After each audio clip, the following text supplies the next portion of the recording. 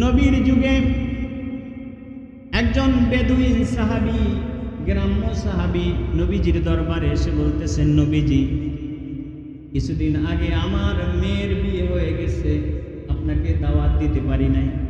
কিছুদিন আগে আমার মেয়ের বিয়ে হয়ে গেছে, আপনাকে দাওয়াত দিতে পারি নাই। নবীজি, আমার মেয়ের জন্য কি আপনি কোনো হাদিয়া দিবেন না? কত সহজ উক্তি নবীজির দরবারে, ভাবা যায়। সামান্য একজন নিম্ন দরজার সাহাবী, বেদুইন সাহাবী, যে নবীজির দরবারে সবসময় আসেও না, আসতেও পারে না, নবীজির দরবারে এসে বলতেছেন, নবীজি, আমার মেয়ের বিয়ে দিয়ে দিস, আপনাকে দাওয়াত দিতে পারি নাই, কিন্তু আপনার হাদিয়াটা তো আমি পাই নাই, আপনি আমার মেয়ের জন্য কি হাদিয়া দিবেন? নবীজি সাল্লাল্লাহু আলাইহি সাল্লাম বললেন, আমি গরিব নবী, আমার কাছে আর কিছুই নাই, আমি আমার শরীরের ঘাম মোবারক তোমার মেয়ের জন্য আমি উপহার দিলাম। সুবহানাল্লাহ। সাহাবী দৌড় দিলেন বাড়ির দিকে দৌড় দিয়ে বলতেছেন, ও আমার মেয়ে, দরজা খোলো, রহমতের নবী তোমাকে উপহার দিয়েছেন।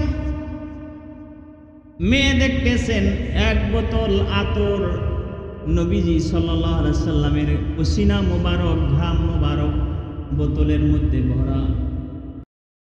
যুগসৃষ্ট নবীদের নবী, সাইয়্যিদুল আম্বিয়া নবীজি মুহাম্মদুর রাসূলুল্লাহ সাল্লাল্লাহু আলাইহি ওয়াসাল্লামের উম্মত করে দুনিয়ায় পাঠিয়েছেন।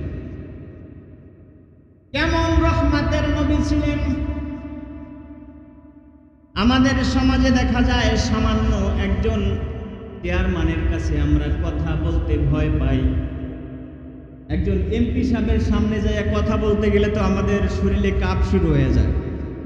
আর প্রধানমন্ত্রীর সামনে যদি যাই, তাইলে যে কেমন অবস্থা হয় তা তো কথাই নাই।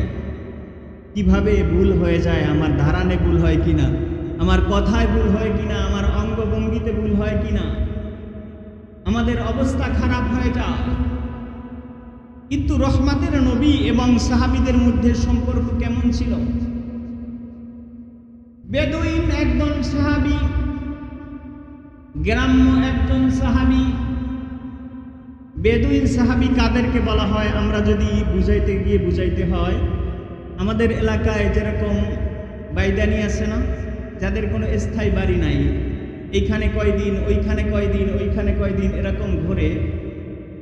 তা আরবের মধ্যে এখনো বেদুইন আছে, যাযাবর আছে, তাদেরকে যাযাবর বলা হয়। এরা এক জায়গায় থাকে না, বিভিন্ন জায়গায় উট নিয়ে, বকরি নিয়ে এরা সফর করে। যেখানে ভালো ঘাস আছে, যেখানে ভালো প্লেস আছে, সেখানে কয়দিন ঘাস খাওয়ায়, তারপরে আর এক জায়গায় চলে যায়, তারপর অন্য জায়গায় চলে যায়। নবীর যুগে একজন বেদুইন সাহাবী, গ্রাম্য সাহাবী নবীজির দরবারে এসে বলতেছেন, নবীজি, কিছুদিন আগে আমার মেয়ের বিয়ে হয়ে গেছে, আপনাকে দাওয়াত দিতে পারি নাই। কিছুদিন আগে আমার মেয়ের বিয়ে হয়ে গেছে, আপনাকে দাওয়াত দিতে পারি নাই। নবীজি, আমার মেয়ের জন্য কি আপনি কোনো হাদিয়া দিবেন না? কত সহজ উক্তি নবীজির দরবারে, ভাবা যায়। আপনি পারবেন? এ জমানায় কত পীর সাহেব আছে, আপনি পীর সাহেবের মুরিদ, পীর সাহেবের কাছে গিয়ে বলতে পারবেন যে, পীর সাহেব হুজুর, আমার মেয়ের বিয়ে হয়েছে, আপনি কি হাদিয়া দিবেন? আপনি যদি বলতে চান, আশেপাশের মানুষগুলো আপনাকে বলবে, মাথায় কিছু আছে? হ্যাঁ, মাথা খারাপ হয়ে গেছে, তুই বেয়াদব হয়ে গেলি, পীর সাহেবের সাথে এমন কথা বলে। কিন্তু নবীজির দরবারটা কেমন ছিল? সামান্য একজন নিম্ন দরজার সাহাবী, বেদুইন সাহাবী, যে নবীজির দরবারে সবসময় আসেও না, আসতেও পারে না, নবীজির দরবারে এসে বলতেছেন, নবীজি, আমার মেয়ের বিয়ে দিয়ে দিস, আপনাকে দাওয়াত দিতে পারি নাই, কিন্তু আপনার হাদিয়াটা তো আমি পাই নাই, আপনি আমার মেয়ের জন্য কি হাদিয়া দিবেন? নবীজির কাছে কিছুই নাই। নবীজি হতভম্ব হয়ে গেলেন, কি উপহার দিবেন, কি হাদিয়া দিবেন? নবীজি দেখতেছেন নিজের কাছে কিছুই নাই। তারপরও সাহাবী যখন বলছেন, সাহাবীকে খালি হাতে কেমনে বিদায় দিই? নবীজি বলতেছেন, তুমি আগামী দিন আমার কাছে এসো, তুমি আগামী দিন আমার কাছে আইসো, আসার সময় একটা শিশি লইয়া আইও, তোমার সাথে একটা বোতল, একটা শিশি নিয়ে আইসো, আর শিশির মধ্যে একটা কাঠি নিয়ে আসবা। আমি যদি ঘুমে থাকি তোমাকে একটা জিনিস শিখায়া দিই, তোমাকে একটা, আমি যদি ঘুমায়া থাকি আমার ঘরের চৌকাঠের উপরে তুমি 3টা নক করবে, 3টা এরকম টকটক করে আঘাত করবে। এটা শুধু আমি তোমাকেই বলছি, আর কাউকে বলি নাই। তুমি যদি বাহির থেকে 3টা আঘাত দাও আমি বুঝতে পারবো তুমি আসছো। সাহাবী আসলেন, নবীজি ঘুমায় আছেন। সাহাবী ঘরের বাহির থেকে এরকম চৌকাঠের উপরে 3টা আঘাত করলেন। নবীজি দরজা খুলে দিলেন। নবীজি বললেন, আসো, আমার ঘরে আসো। নবীজি বললেন, সাহাবী তোমাকে একটা বোতল নিয়ে আসতে বলছিলাম, শিশি নিয়ে আসতে বলছিলাম, তুমি কি আনছো?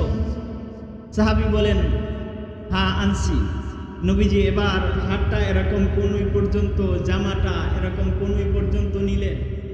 2 হাত, হাদিসে আসছে এরকম 2 হাত নবীজি কসলাইতে শুরু করলেন। এরকম কসলাইতে কসলাইতে দেখা গেল নবীজির শরীর থেকে মুক্তার দানার মতো ঘাম মোবারক বের হয়ে টপ টপ করে পড়া শুরু করেছে।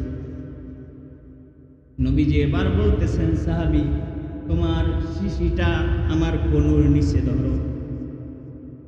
সাহাবী নবীজির কনুর নিচে শিশিটা ধরলেন।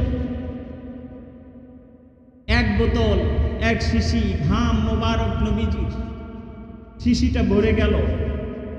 নবীজি সাল্লাল্লাহু আলাইহি সাল্লাম বললেন, আমি গরিব নবী, আমার কাছে আর কিছুই নাই, আমি আমার শরীরের ঘাম মোবারক তোমার মেয়ের জন্য আমি উপহার দিলাম। সুবহানাল্লাহ।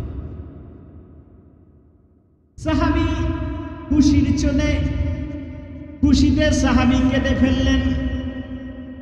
সাহাবী বলতেছেন, নবীজি আপনার ঘাম মোবারক পাওয়ার জন্য সাহাবীরা অপেক্ষা করে। নবীজির 1 ফোঁটা ঘাম কিভাবে আমি সংগ্রহ করব? আপনি নিজের হাতে আপনার ঘাম আমাকে দিলেন, আমার মেয়ের জন্য উপহার দিলেন। আমাকে যদি অর্ধ পৃথিবীটা লিখে দিতেন এত খুশি হতাম না যত খুশি আজকের আমি হয়েছি। সুবহানাল্লাহ। সাহাবী দৌড় দিলেন বাড়ির দিকে, দৌড় দিয়ে বলতেছেন, ও আমার মেয়ে দরজা খোলো, রহমতের নবী তোমাকে উপহার দিয়েছেন। মেয়ে দেখতেছেন 1 বোতল আতর নবীজি সাল্লাল্লাহু আলাইহি সাল্লামের পসিনা মোবারক, ঘাম মোবারক বোতলের মধ্যে ভরা। কিতাবে আসছে মেয়েটা নবীজির এই 1 শিশি নবীজির ঘাম মোবারক আতর পেয়ে এত খুশি হলেন। মেয়েটা বলতেছেন, মদিনার মধ্যে এই মুহূর্তে আমার চেয়ে ভাগ্যবান আর কেউ নাই। নবীজির 1 ফোঁটা ঘাম মোবারকের জন্য সাহাবীরা সুযোগ খুঁজে কখন 1 ফোঁটা ঘাম মোবারক আমি সংগ্রহ করব। কিতাবে আসছে যখন ঈদের দিন আসতো, যখন বিশেষ দিন আসতো, বিয়ের অনুষ্ঠান হতো, এই মেয়েটা এই শিশি থেকে 1 ফোঁটা ঘাম নবীজির শরীরের 1 ফোঁটা ঘাম মোবারক ব্যবহার করত। রাস্তা দিয়ে যখন হেঁটে যেত পুরো মদিনার মধ্যে আলোড়ন সৃষ্টি হয়ে যেত। এত সুন্দর ঘ্রাণ কোথা থেকে আসে? সমস্ত মানুষ খুঁজতে থাকতো কার শরীর থেকে এত সুন্দর ঘ্রাণ আসে। খুঁজতে খুঁজতে দেখা গেল ওই কুরের ঘরের মধ্যে একটা মেয়ে থাকে, ওর শরীর থেকে এত সুন্দর ঘ্রাণ আসে। মেয়েটাকে সবাই জিজ্ঞাসা করলো, তোমার শরীর থেকে এত সুন্দর ঘ্রাণ আসে, তুমি কি ব্যবহার করো?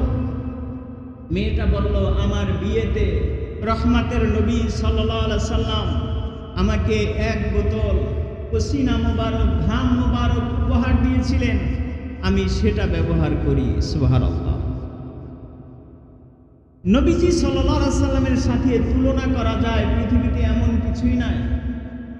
আমরা তো নবীজিকে অনেক সময় বড় ভাই মনে করি, অনেক সময় অনেকে মনে করে নবীজি আমাদের বড় ভাইয়ের মতো, কিন্তু নবীজি সাল্লাল্লাহু আলাইহি সাল্লাম সৃষ্টির একমাত্র একজন যার সাথে তুলনা করার মধ্যে আল্লাহ রাব্বুল আলামিন পৃথিবীতে অন্য কাউকে সৃষ্টি করেন নাই।